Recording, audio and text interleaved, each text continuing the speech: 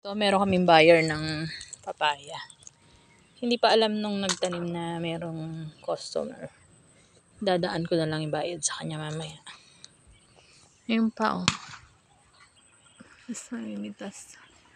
Ito. Pwede na itong pagtsagaan kasi nagbagyo. Walang malalaki. Ayun, oh. Dadaan namin sa kanya yung bayad. Ayun pa.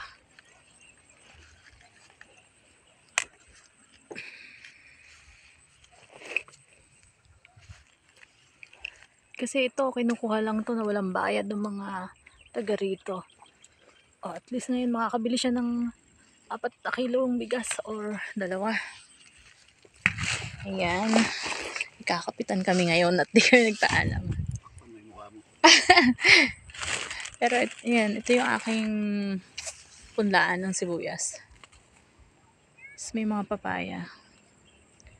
Nakabenta ako ng 100 pesos. Ayan si kuyang.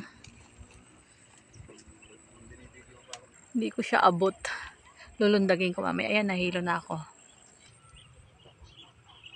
Malanggam.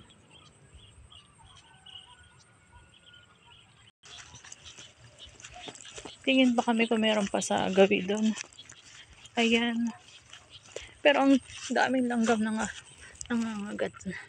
Ito ang masakit eh, mabali. Pag nabali ito, dire-diretso ako sa sangka.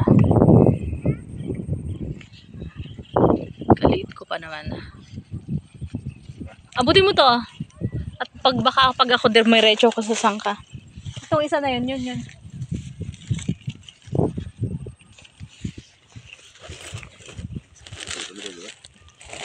May sulit na ipero ni Raquel dyan. Itong isa na to, pwede na to. Bonus niya na yan.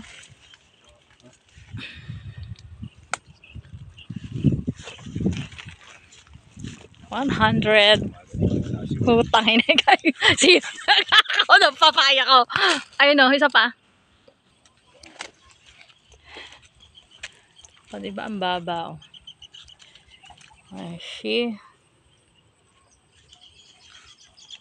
Ayun na siya.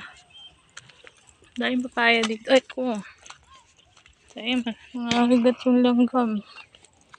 Ayun pa, oh, walang bunga. So, titignan ko lang aking punlaan. Kasi hindi ko siya nadalaw kanginang maga. Ayan, sumulpot na ang punlang sibuyas. Ayan, nakakawala na ng kaba. Kasi nakakakaba talaga, hindi siya tumubo nung nakita ko. Laki ng puhunan. Babangon uli. Kasi yung una naming sibuyas is kami. Ayan, laban lang.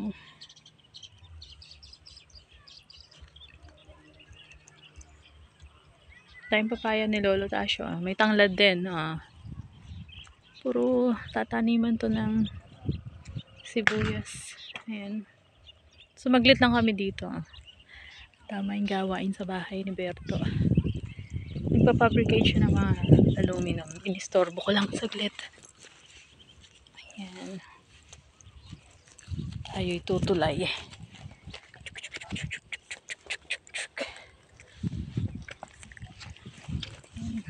Uwi na. Abutan kami ng dilim. Ito ay tanglad. Ang lagay sa mga pang tinola manok. Ayan. Maraming bunga yung bunga doon. Napapaya. Kaya lang mataas. Hindi ako nakakuha ng gabi. Susunod na lang. Matutuwa si Lolo Tasyo yan. Nakabenta siya ng 100 pesos na papaya. Hindi tayo makakabot dyan! Ayaw na niya. Titibain mo, lagot ka kay Tasyo. Hindi.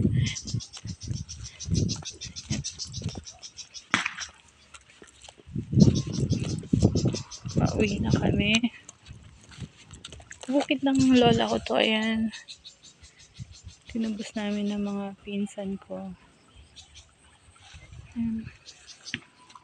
Ayan papaya. Tingnan natin. Ay, maliit. Hindi ko siya pwedeng pitasin at maliit. Ayun, ang taas eh. Pag inakyat ko yan, mababangal. Diretso ako sa sangka. Ay, ang ganda ng ulap.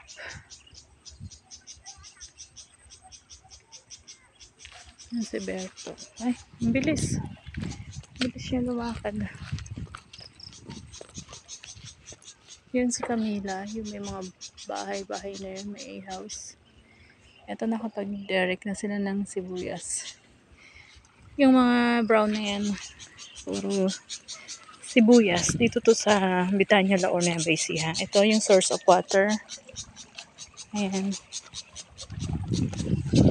Huli na kami. Ang bilis-bilis lumakad ni Berto.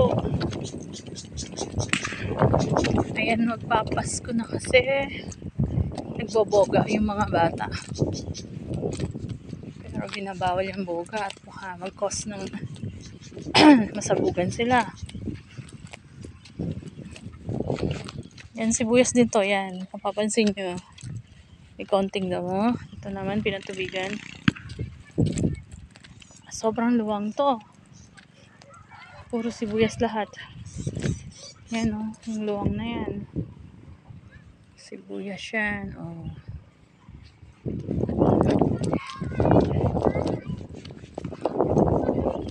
Sana totoo lang, kumita naman yung mga magsasaka. Hindi lang ganun kalaki. Ang mga nalugi yung mga malalaking negosyante. Binili nila sa magsasaka yung sibuyas, nilagay sa storage. Nung nilagay sa storage, sumobra na ang dami. Ang sibuyas. Hinintay ang malaking presyo pero hindi siya dumating. Hanggang sa nabulok. Ngayon, si negosyante, nalugi talaga. Kasama ako. Nalugi kami kasi na-scam kami. Hindi kami binayaran. Na double cross kami. Naloko na kami, tapos naloko uli 2 times. Pero nag-move on ako eh. Kasi magagalit lang ako ng magagalit pag di ako mag-move on. Kasama sa vlog. Mula inani hanggang dinala sa storage, nasa vlog. Ayun, nandun yung mga scammer tsaka mga nag-double cross sa akin. Naka-vlog sila. Pero hindi naman walang pangalan yun. Kasi syempre, hindi nila ako binayaran. Pero dead ma lang sila. Sabi ko, move on. Yan lang. Thanks! Pauwi na po kami. Sibuyas pa rin yun, no?